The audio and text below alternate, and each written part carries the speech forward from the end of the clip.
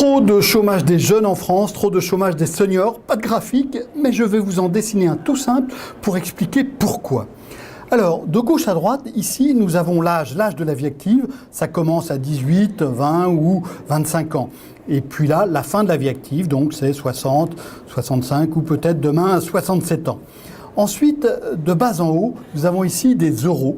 Et je vais vous expliquer de quels euros il s'agit. D'abord, une droite. C'est ce que gagne un salarié, ou plus précisément ce qui coûte à son employeur. En France, on a de l'augmentation en ancienneté, ça augmente donc très régulièrement. La deuxième courbe, elle, est ce que rapporte vraiment le salarié à son entreprise. Quand on commence dans la vie active, il faut l'avouer, on ne sait pas faire grand-chose. Et donc on commence assez bas. Mais heureusement, on apprend vite et donc on rapporte vite de l'argent à son employeur. Et puis ensuite, il y a l'âge qui vient. On manque de formation, la productivité devient moins forte et donc ce que rapporte vraiment le salarié à l'employeur, eh bien cette somme finit par diminuer.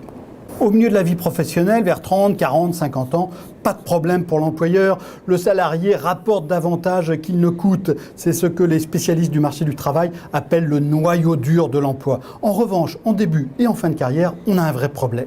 Commençons par la fin de carrière. À la fin de carrière, eh bien, le salarié coûte davantage à l'entreprise qu'il ne lui rapporte. Que fait l'entreprise? Eh bien, elle cherche à se séparer de ses salariés. En France, on a seulement 44% d'actifs chez les 55-65 ans. C'est l'un des taux les plus faibles de l'Union européenne. Comment l'entreprise fait?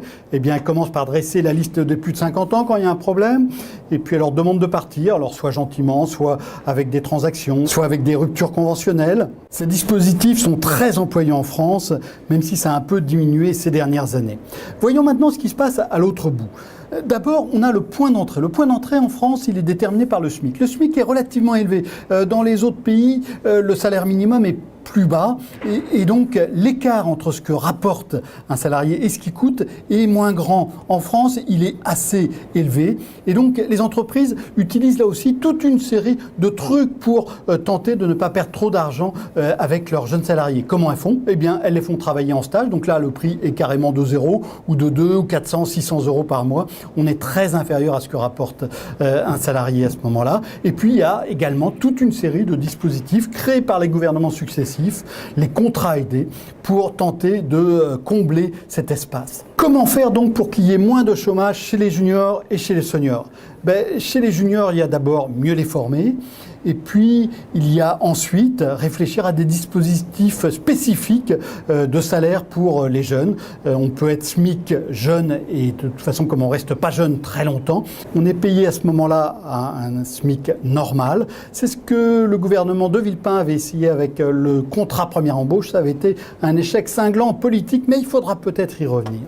De l'autre côté, qu'est-ce qu'il faut faire? Eh bien là, on peut agir de deux manières. On peut agir en faisant que cette courbe-là diminue moins vite, en assurant par exemple davantage de formation. Dans beaucoup d'entreprises, on cesse de former les salariés dès qu'ils ont passé les 40-45 ans. Donc évidemment, quand ils approchent de 50-55 ans, leur productivité devient moins grande. On peut pallier cette faiblesse. Le deuxième point, c'est agir aussi sur l'augmentation à l'ancienneté, la sacro-sainte augmentation à l'ancienneté.